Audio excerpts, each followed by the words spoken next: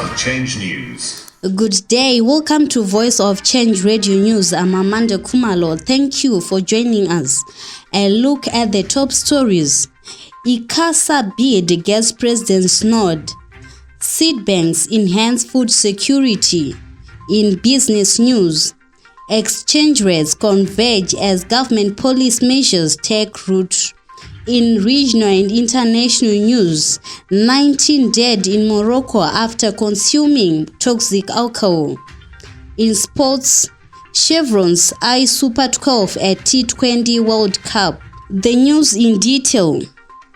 President Mnangagwa has pledged government support for Zimbabwe's bid to host the 22nd International Conference on AIDS and Sexually Transmitted Illnesses in Africa, ICASA 2023, set for December next year.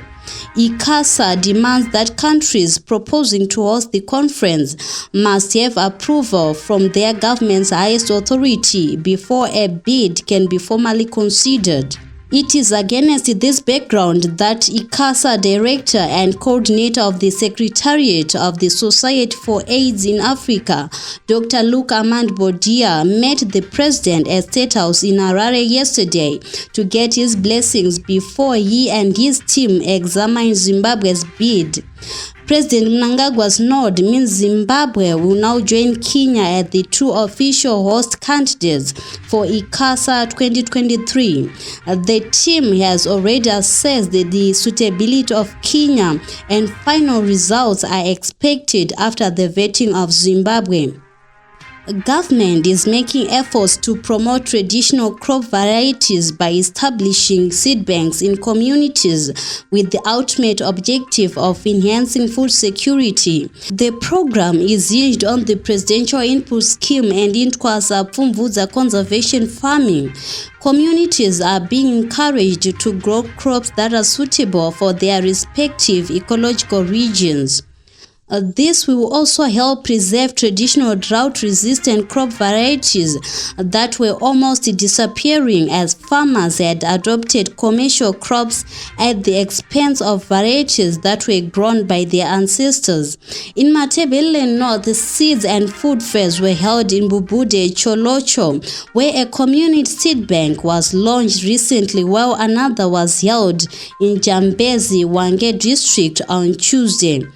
Through the program, farmers are being encouraged to bring out all traditional crop seeds they have and showcase them and be able to exchange for varieties that they do not have. Traditional leaders have welcomed the program as a positive way of preserving food varieties from going extinct and resuscitating Isipala Senkosi.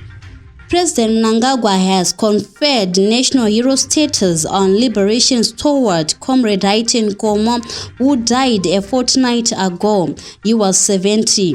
A former member of the Zimbabwe People's Revolutionary Army ZIPRA High Command and first commander of the Mukushi Women Training Camp, Comrade Komo died at his homestead in the Dengu area of Gwanda district near Manama on September 14.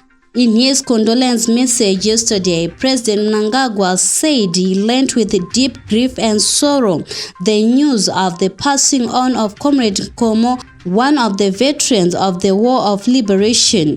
In recognition of his contribution to the liberation of Zimbabwe, loyalty to our nation, and unwavering membership to the Revolutionary Party ZANU-PF, President Mnangagwa have granted Comrade Haiten Komo national hero status.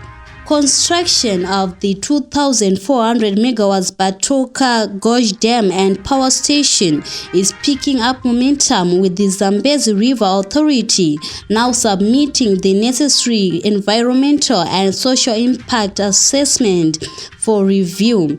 This is part of preparatory works that will pave way for the construction of the 181-meter tall gravity arch dam about 54 kilometers downstream of the Victoria Falls and the building of the pair of 1,200 megawatt power stations. The Batoka power project is key in meeting growing needs for power in Zimbabwe and Zambia and boosting the hydro component in the Southern African power pool. Moving on to business news. Economic analysts see the official and black market exchange rates converging soon after premiums fell significantly since the Reserve Bank of Zimbabwe and fiscal authorities introduced policy measures to stabilize the exchange rate and taming runaway inflation. A look at what is happening in Africa and abroad. At least 19 people have died and dozens of others were hospitalized after consuming toxic alcohol from a roadside kiosk in northern Morocco, local media has reported.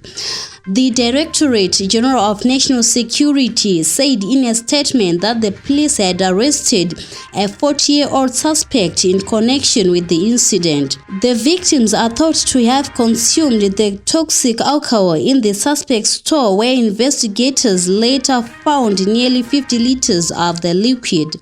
The hospital has received the bodies of 9 victims on Tuesday and the death toll rose to 19 on Wednesday, a local health ministry official told reporters. And finally, in sports news, after a 7-year absence from the International Cricket Council major events, the Zimbabwe national cricket team captain Craig Evans said the Chevrons are targeting a grand return at the upcoming ICASA Men's T20 World Cup 2022 in Australia. Morale is high in the Zimbabwe team, who appear to have hit the right cause at the appropriate time. There are lots of expectations as the Chevrons look to get their campaign underway on October 17. The team had last featured in a major ICC World Cup event in 2016.